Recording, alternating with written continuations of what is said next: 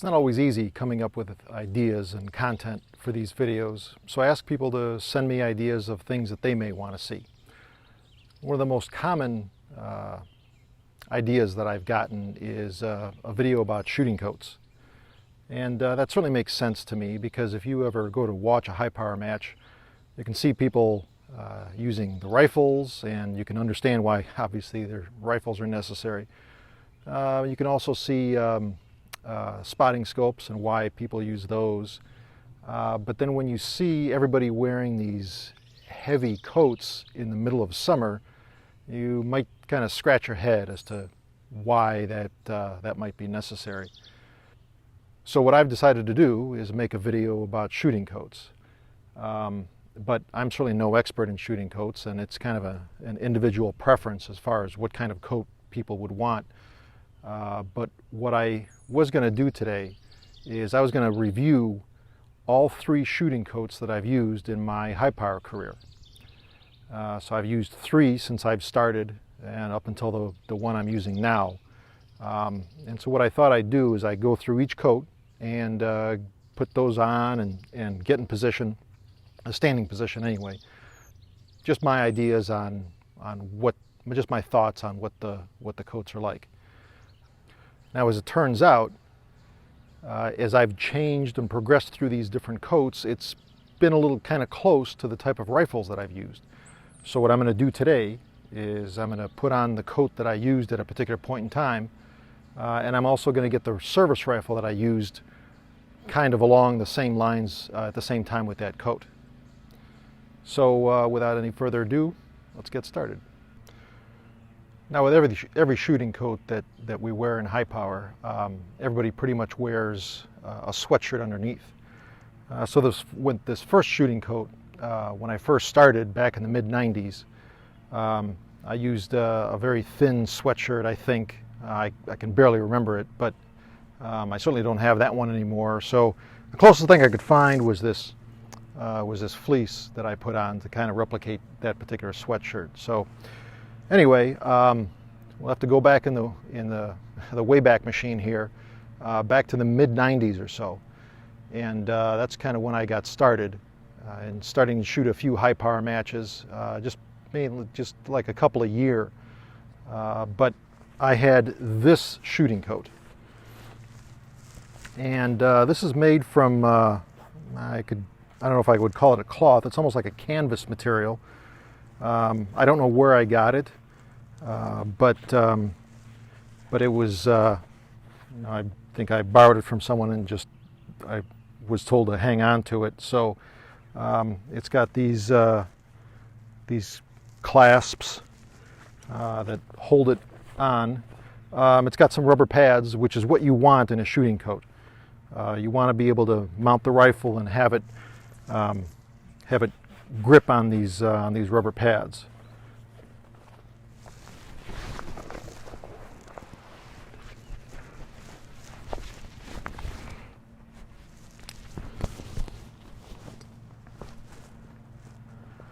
Also, since this is about 1995, back when we started hearing the word internet, you'll also have to picture me about 20 pounds lighter.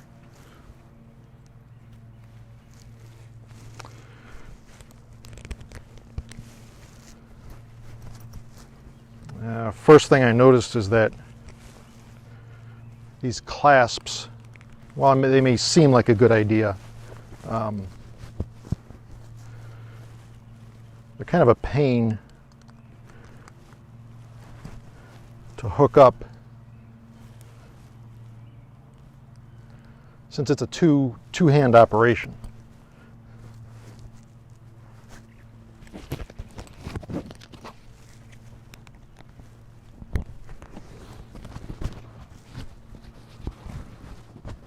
That doesn't sound like a big deal because you got 2 hands, but when you're slung up in position, you may find that when you got a sling on one hand, it's if you have a buckle where you can maybe buckle it or unbuckle it with one hand, that's always an advantage.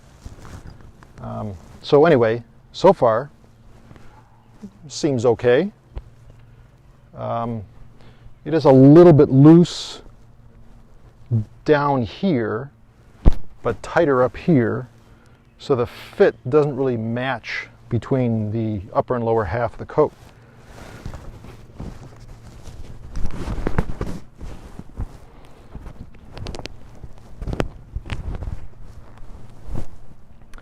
And then I'm a little restricted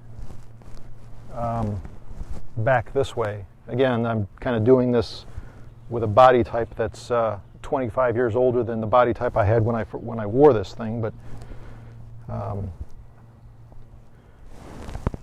no, isn't too bad. You can get these, I think you can still get these coats at different places. Again, it's almost like a canvas material, but it's got the rubber pads here on the elbow, here on the side, and in the shoulder.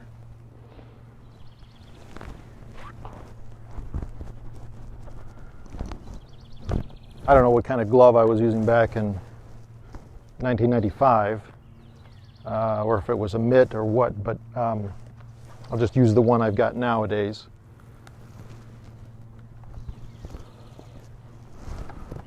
And of course, because it was 1995, I'm going to be using the Garand that I bought from the DCM.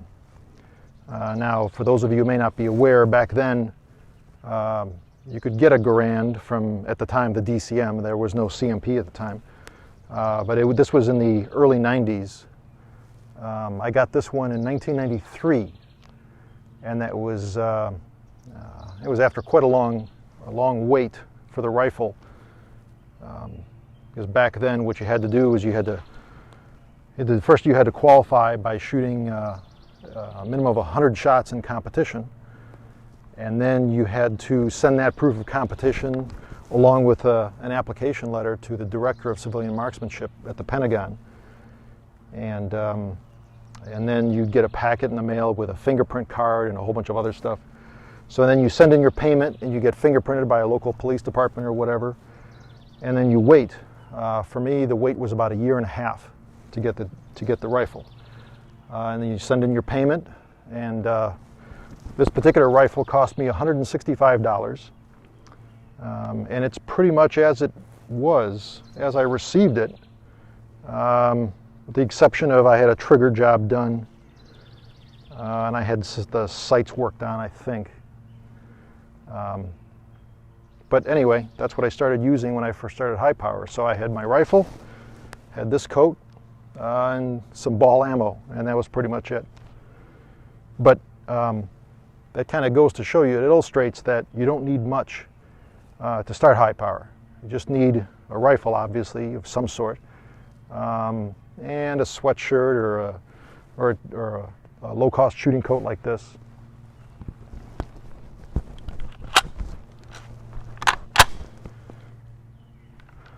Okay,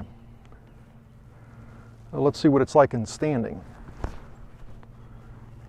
I haven't shot a M1 standing in quite a while. Yeah, right away, as normally I mount the gun, I put it in my shoulder and bring my forward arm up. Right away the coat rises up because it's so loose down here. So there isn't anything keeping it down. It's almost like I could use a belt with the coat.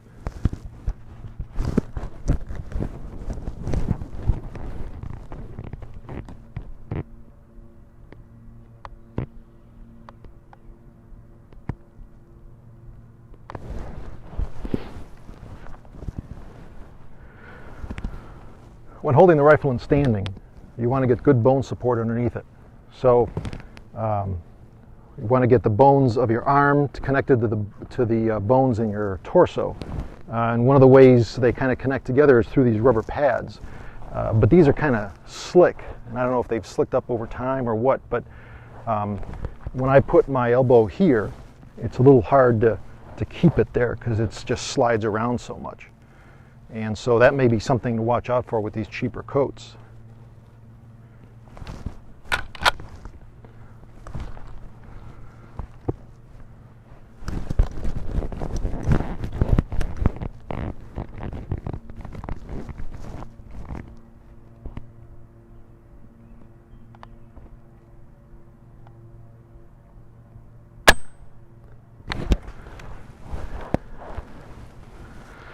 Yeah, boy, that's really sliding around. It makes it really uncomfortable to shoot standing that way, because then you're putting so much muscle tension in your forward arm just to hold the rifle up.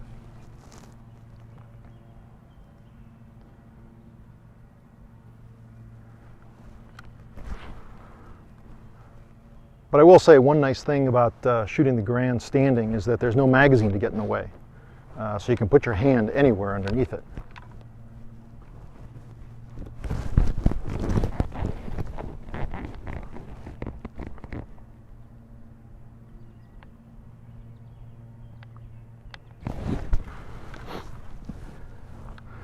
The other thing I noticed about this coat is that because it's so thin, it doesn't provide me with any layers there to be able to jut my hip out and put my elbow down on top of it. If there was more padding there, I could probably accommodate that slippage a little bit better.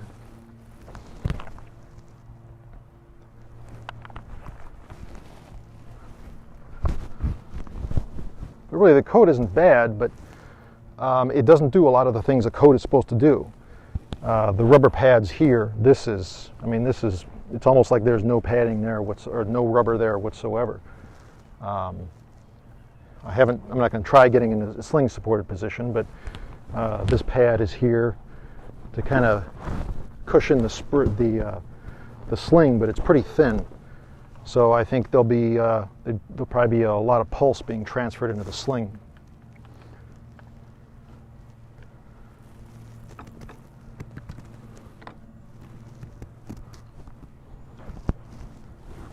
So this is the coat I had from, say, 94, 95 up until about 98. And so after using this for a while, I decided I needed something better. So let's move on to 1998. So now we go back to 1998.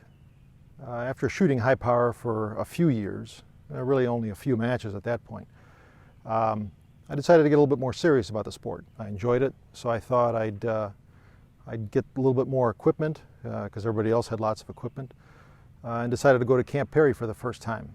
And here's a memento of that trip.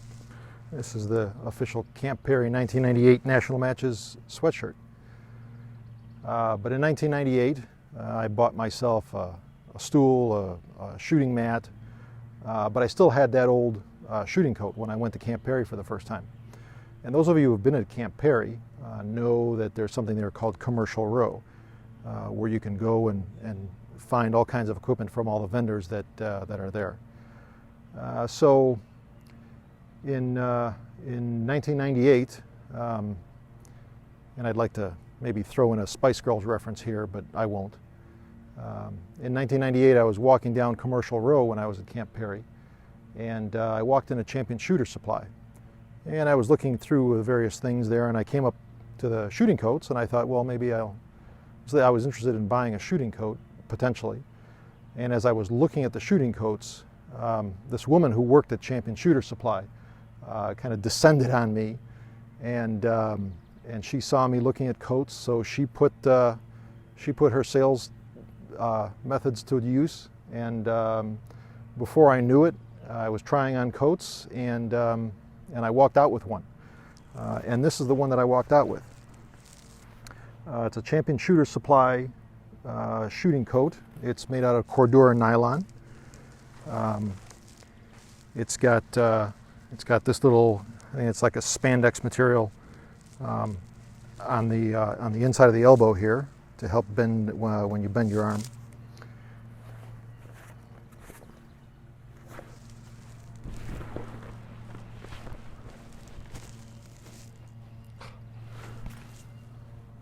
There's like more spandex on the inside of here that my hand just caught.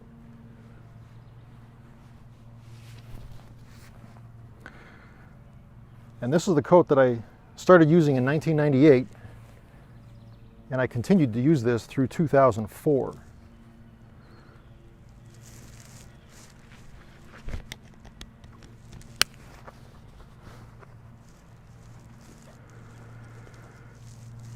This is kind of a big step from the previous coat that I had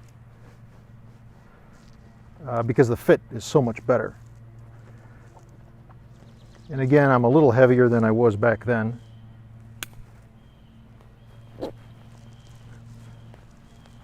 Oops.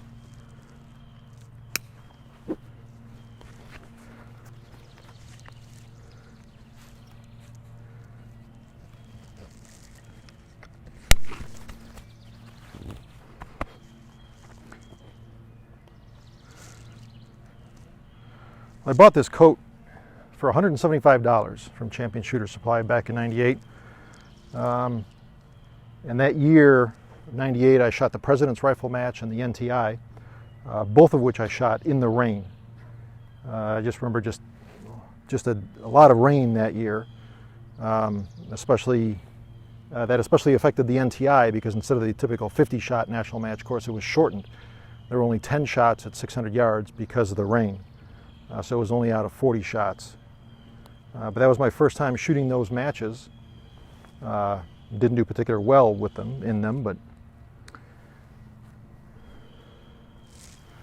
this coat is so much better fitting. Not perfect, but better fitting than the last coat. And so, I bought a lot of stuff, a lot of equipment in '98. And one of the things I bought was a new rifle.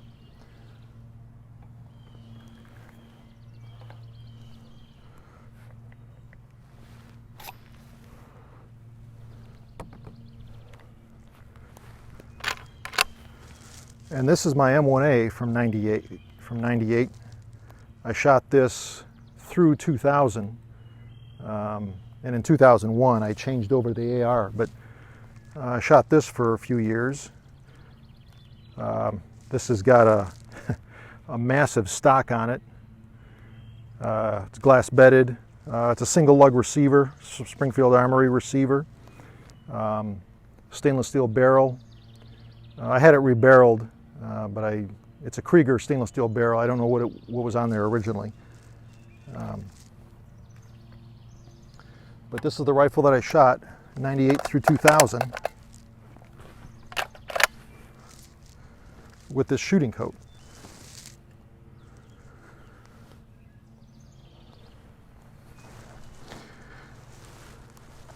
One thing that's different about this is I think at one time I had this pad replaced because I think it had that type of rubber on it, and I went to this kind of, I don't know, it's called like Euro grip or something like that rubber, but much more grippy. But when you take the rifle in a position,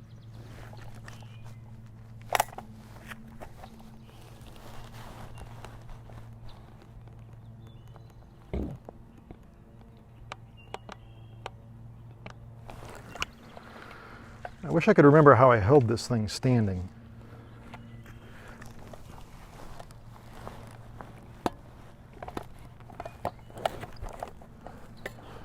I want to say it was like this.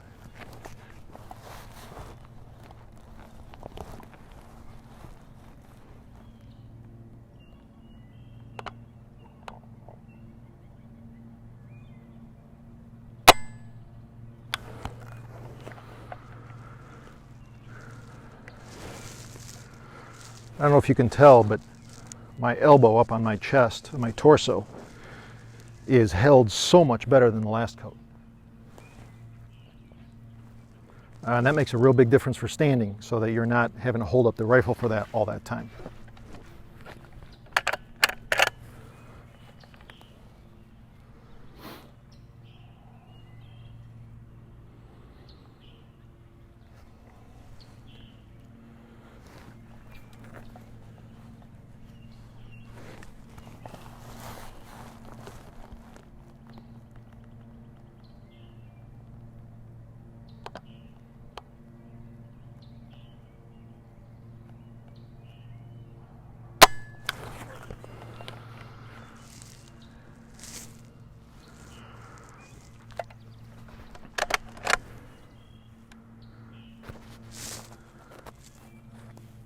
is all grippy up here,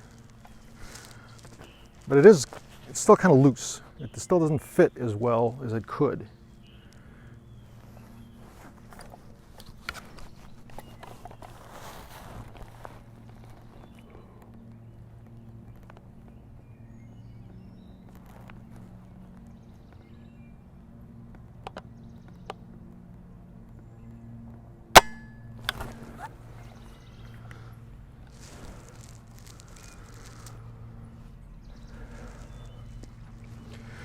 So this was a pretty good coat.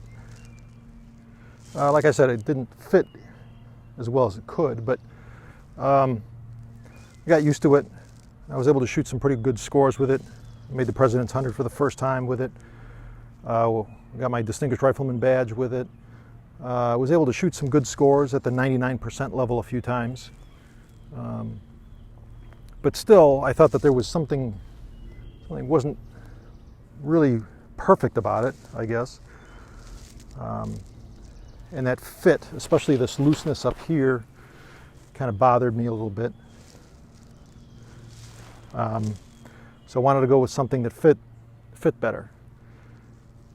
So in 2005, I put this away and got a replacement coat. By that time, I was already shooting the AR. So anyway, let's go on to the third and my current shooting coat.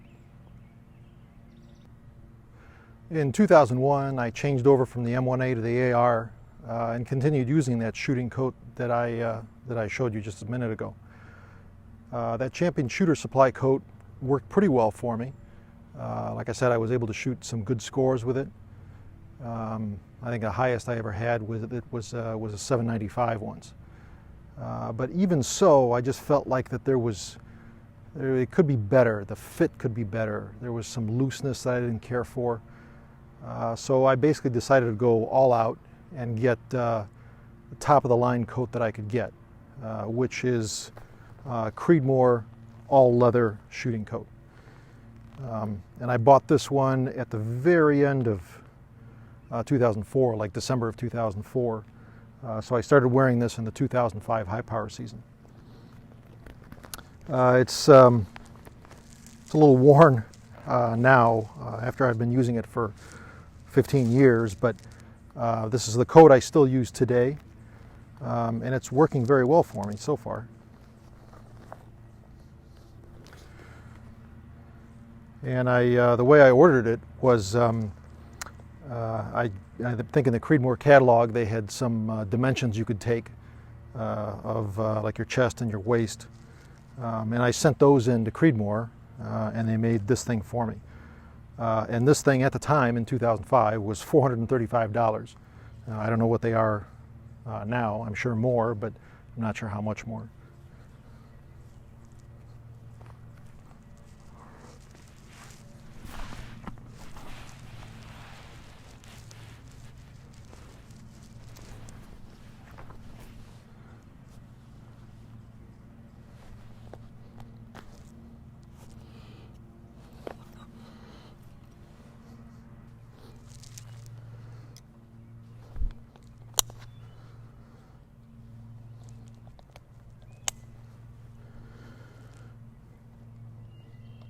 I remember when I first got this coat, it was in the winter, so I wore it for a small bore, indoor small bore. And I remember that it was so tight at that point that I would get in it and I'd try and bring my arms together like this, and it was difficult to do. But over time, it kind of got used to my body type. This particular one doesn't have any spandex or anything. It's got a zipper here. I never zipper this. I just leave it open all the time.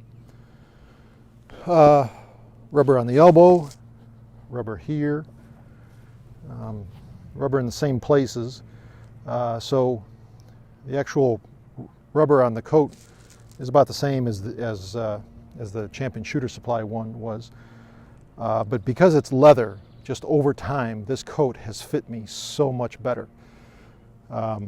Still not exactly perfect in every single position, but standing is a little bit different than the sling supported positions in this coat, and then the way I wear it and how I buckle it. But for standing, for example, I buckle all the buckles. In sitting, I just do the top buckle, and in prone, I do just the top two. But this coat fits me so much better than the last one. It's it's starting to get a little frayed here, so it may need to be replaced one of these days. But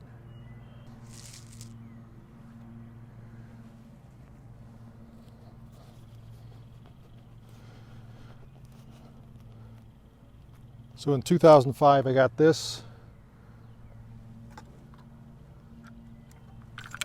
Like I said, I had already gone to the AR and been shooting the AR for a few years by that point.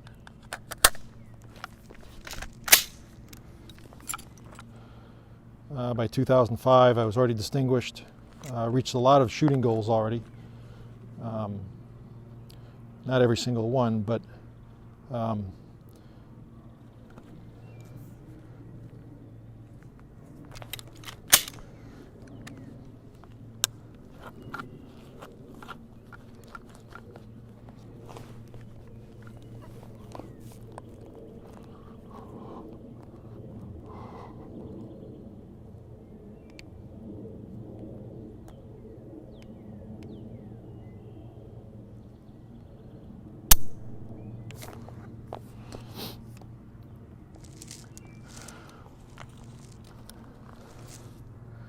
one thing about this coat is in standing, it is so much better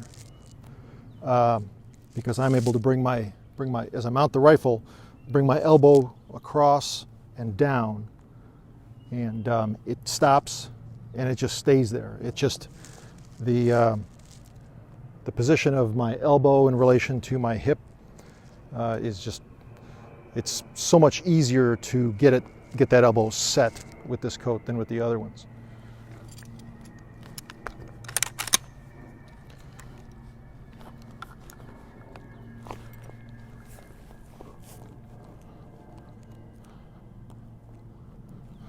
On my left elbow, it's like sitting on a shelf right now.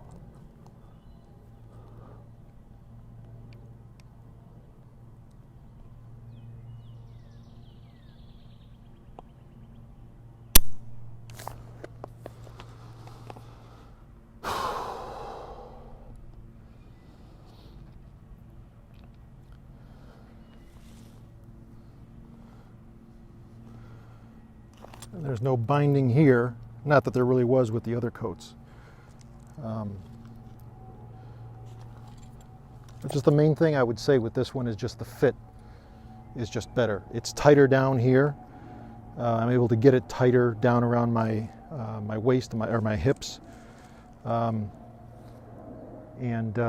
much more so than with the other coats.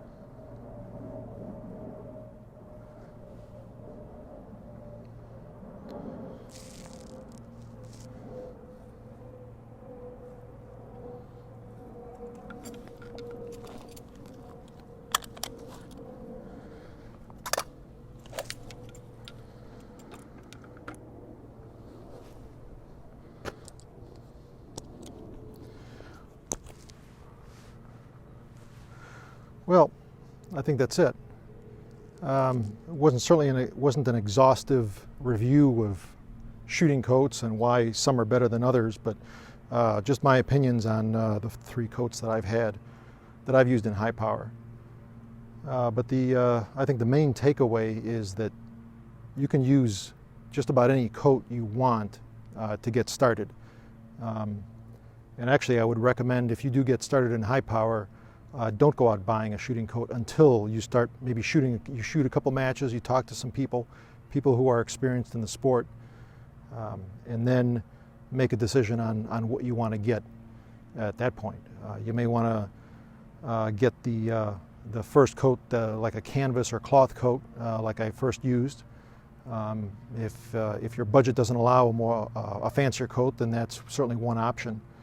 But just be aware that there's going to be some drawbacks there. But the advantage there is if you don't really care for the sport and you want to get back out of it, you don't have a lot invested in it. So I hope you enjoyed that, and good luck and good shooting.